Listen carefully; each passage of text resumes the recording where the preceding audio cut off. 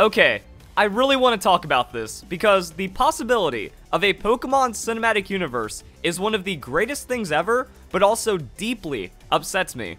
So let's get into it. Pokemon Cinematic Universe, a possibility after Detective Pikachu. Detective Pikachu may only be the beginning, and this is coming from IGN. While on a visit to the Detective Pikachu movie set outside London last year, IGN and a small group of press talked to Mendez about the possibility of expanding the live-action Pokemon world beyond Detective Pikachu, and this is going to be the legendary entertainment producer Ali Mendez.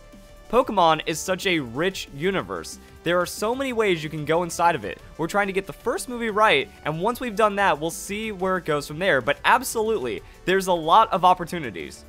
And what upsets me is it seems like Hollywood has only cared about Pokemon after Pokemon Go. That if there's such a rich history about it, if there's so many ways you can express Pokemon, and it seems to be specifically in the live action realm, which I think is like the way to go. You know, the Pokemon animated movies and stuff, that's more of like the kids cartoon things. However, when we look at the Detective Pikachu movie, there's a couple of little swears in there. You know, I think the trailer has like damn and hell and stuff. So I mean, that's a little bit of a step up, but also it looks intense. It looks just completely raw, especially with the way that the Pokemon are designed. I'm actually a big fan of them using the real-life Pokemon concepts and then trying to bring that into the real world with a live-action Pokemon movie. Also, so far, pretty much everything I've seen about Detective Pikachu has been a slam dunk in multiple ways. I think the Pokemon are represented well. I think the variety of Pokemon they have, like, look at that. Just, what would happen in the Pokemon world? That's how you see it with this movie right here. Also, don't want to play too much of it so I don't get a copyright strike or anything. But, I mean, Snorlax, just asleep in the middle of the street. Machamp, waving through traffic. The Pokemon integrate into the real world seamlessly, and I love that. Also, the storytelling, the humor, Detective Pikachu, it seems like when they said they want to get the first movie right, they are absolutely getting the first movie right, and I hope that means they also don't get lazy for future Pokemon movies and only gets better from here. But so far, the representation looks absolutely great, and everything else about it is just pretty solid. So when it comes to Detective Pikachu being a success, that's going to be pretty awesome. But I feel like they didn't have to wait until Pokemon Go for a live-action Pokemon movie to have the potential to do this. And that's why I'm upset, because this is every kid's dream. If you grew up, like, from day one with Pokemon, if you grew up in the 90s and stuff and you were in that first wave, you've always been waiting for, you know, Pokemon being brought into the real world, or at least some kind of CG Pokemon movie. And it's taking over 20 years for that to happen when we always saw the potential in it, and I feel like that could have maybe even made Pokemon larger sooner. You know, it would have taken, like, maybe the movie into Pokemon Go would have been more successful than Pokemon Go into the movie. I can understand that from kind of maybe like a safe kind of aspect, but I mean, bad movies are still made by Hollywood, and, you know, things like that end up happening, bad ideas end up getting through, so I don't know why no one wanted to take a chance on Pokemon. That's a personal gripe I've had effectively my entire childhood, that I remember seeing Pokemon become massive for Generation 1, massive for Generation 2, and then by the time Hoenn rolled around, it seemed like all of the all the toy companies, all of the, I don't even know what they're called, you know, all the people, all the higher-ups, all the corporate stuff, they were looking for the next Pokemon instead of supporting Pokemon even more. So instead of, like, Pokemon being big, there was, like, 10 mini Pokemons and all the trends that ended up dying, but Pokemon is still alive today because it was successful. So I was always waiting. I'm like, hey, where's all the merch? You know, I go to Toys R Us, I'm like, hey, there's no more Pokemon toys now that we're in Hoenn. Same with Diamond and Pearl, same with Generation 5. It's like, where's the Pokemon? Where's my childhood? Where's all this stuff that's still relevant? It just seems like it faded away. Came back a bit more for Pokemon X and Y. Seems to have really made a big resurgence with Pokemon Go, with Generation 7, with the over 15, 16 million units sold of the recent Pokemon games.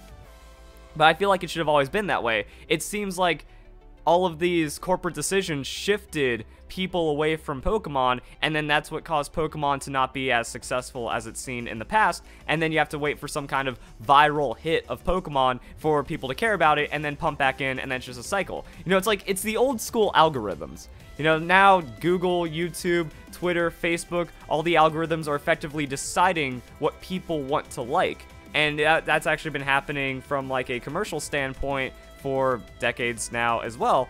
And I think it's kind of a shame that, you know, why don't you just let us enjoy our things and then try to support that instead of creating the next hit, instead of forcing through algorithms and all of these charts and, you know, big bobs and fancy dress suits at the high end of corporate or something.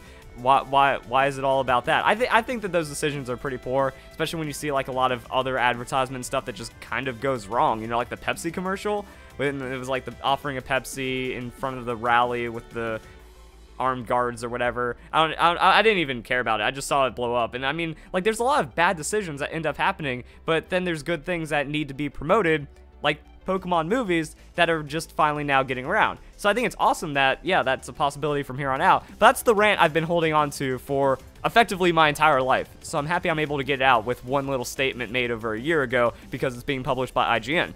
It's worth pointing out that back in 2013, we got a 4-part animated retelling of Red and Blue called Pokemon Origins. Combined, the episodes tell the complete Red and Blue story in compelling fashion in about 90 minutes, which goes to show how adapting the games to a feature can be done. Mendez also added, even the Pokemon themselves, there are 800 of them. We're going to have a lot of them in Detective Pikachu, but we want to play with all of them at some point. And this is actually something I really like as well, because one of my favorite things about a new generation of Pokemon is waiting for one of my favorite Pokemon to be featured in the anime. I desperately waited. I was so excited when I finally heard that there was a Rotom episode in the Diamond and Pearl series, and I actually baked a cake for it. I saw that was coming up on Cartoon Network. I didn't want to watch the sub. I wanted to just kind of get the full early morning Cartoon Network experience when it came on. So I woke up early, I baked a cake, I even tried to make my own Yokon, because the story about the old Gato, it's actually Yokon in Japan, and I was such a weeb back then, still kind of a weeb right now. But, you know, I tried to make my own like Jello style Yokon. I baked a cake. I was super hyped for it, and that episode did not disappoint. That is one of the best gag episodes in all of Pokemon, and I was just like, yeah, that's what I was waiting for. Same with Frostlass. Frostlass has always been one of my favorite Pokemon, especially back in Generation 4 when that was like one of the staple Pokemon on my team, and I absolutely love its elegant design. Just a wonderful Pokemon. Also, it's a ghost, and ghost is my favorite typing, so I have like all this hype and stuff, so I was waiting for that Frostlass episode. Once again, it didn't disappoint. So the same thing I feel could be one of the anticipations of the movie. I think it'd be great to see every Pokemon represented in live action in some point, and even if it's on screen for just a second, like, you know, Joltik being on screen for just a second like that, it feels like you got enough. It's like, you know what, that's how it'd be in the world. It's not that impressive or important of a Pokemon, but it still had to have like its story told and represented even briefly in the movie. Same with like Snorlax and Machamp. That's all we see of those Pokemon. That's all you need to know about those Pokemon, except for maybe a Machoke or Machamp carrying around some boxes, maybe holding up a girder later on in the movie, or in another movie or something. But I think that's cool. I think that opens it up. However, I don't know what movie or what story could be told after Detective Pikachu. I actually think Detective Pikachu was the perfect choice, because it means you don't have to have any commitment. You don't have to have any understanding of the games. There's not going to be really too many Easter eggs if you're outside,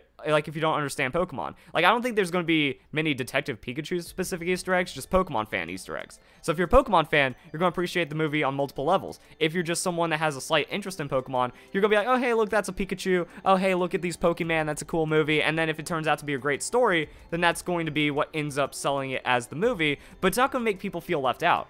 And it's also not going to have the risk of making fans feel left out as well, because let's just say they did Pokemon Origins live action 3D. Also, I know this is Pokemon Generations, but Pokemon Origins is a bit more copyright sensitive. But I mean, the idea behind that is, if they did that, then people would be like, oh, look at this. We got Alolan Pokemon. We got Pokemon Let's Go Pikachu and Eevee. There's just so much Generation 1 fan service. I hate it. Generation 1's bad, Generation 5 is so much better. Like, by doing Detective Pikachu, you're not going to create any kind of generational split in the Pokemon fan base, and everyone can see all kinds of Pokemon. We can see all the Pokemon from all the generations in the trailer so far, and it seems like that's how they really want to represent it. You watch the trailer, you can see something for a Sinnoh Cup. You can also see something for Generation 5 being advertised, as well as all the other Pokemon and all of the other stories. So with that, they're doing a very good job, I feel, of just making it to where it's Pokemon, and that's going to be its own story being told.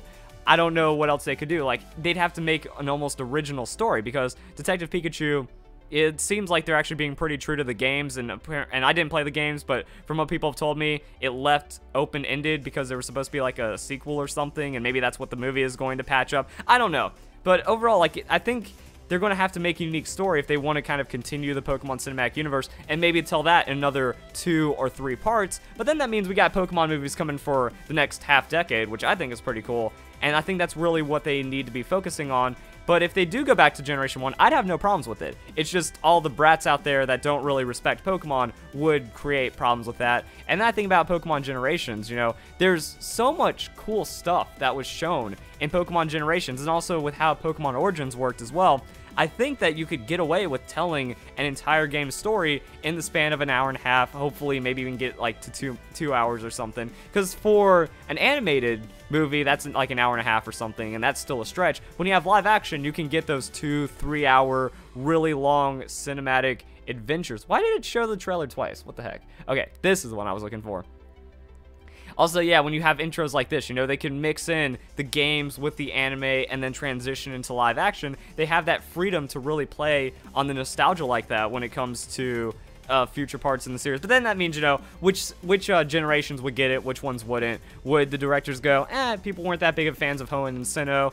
We don't want to tell those stories, so we'll just do, you know, red and blue, black and white, and then the new Generation 8 or Generation 9 games or something by that point. So I think that that's kind of limiting, and since there are 800 Pokemon, there are 8 regions and many other stories to be told, that could be a little too much. That's why I love Pokemon Generations. You know, you get that quick hit, you get all the nostalgia, you get what happened in the games, and the games tell a wonderful story. Pokemon Adventures manga tells a wonderful story, and if you can kind of make it a little deeper, you know, bringing Looker into what happened with Giovanni, kind of really showing there was a lot more going on behind the scenes, how complex and how rich the Generation 1 story really is, you know, that's something that you can also add into. So I'd like to add more on top of it by having those movies come through, but that's not really a guarantee in itself. So yeah, I don't know what other stories they could do.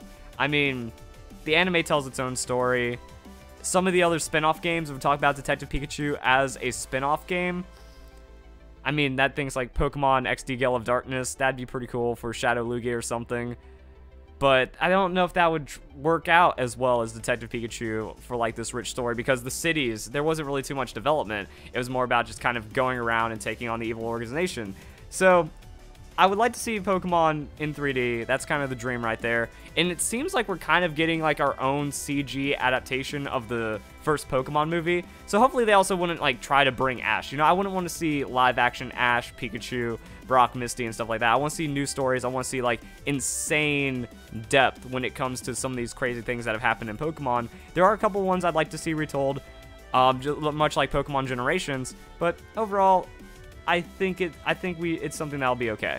You know, I don't know how they'll do it, but from what I've seen with Detective Pikachu, looks amazing. So I trust if all of this kind of keeps the same respect for Pokemon, then we'll be in a good place. But I'm just kind of upset it took this long for it to happen, not like starting back in 2013 and then, like I said, having the movie go into Pokemon Go and stuff like that. I think I'm kind of ranted out now that I think about it. I don't really have too much else to say that I haven't already said. I feel like I'm forgetting some things, but that's whatever. I think a lot of you guys can infer what I'm trying to get at right here. And yeah, hopefully this kind of continues. I'd love to see all the Pokemon come back in some kind of live action, as though I've imagined throughout my childhood over the last 2 decades. Hopefully this makes Pokemon even more culturally relevant, and then we get people that were kind of on the fence or not really Pokemon fans becoming fans of Pokemon, waiting for the yearly release of the new Pokemon movie, and then that just kind of cycles back into the games, then everyone loves Pokemon again. So I think Detective Pikachu can do it,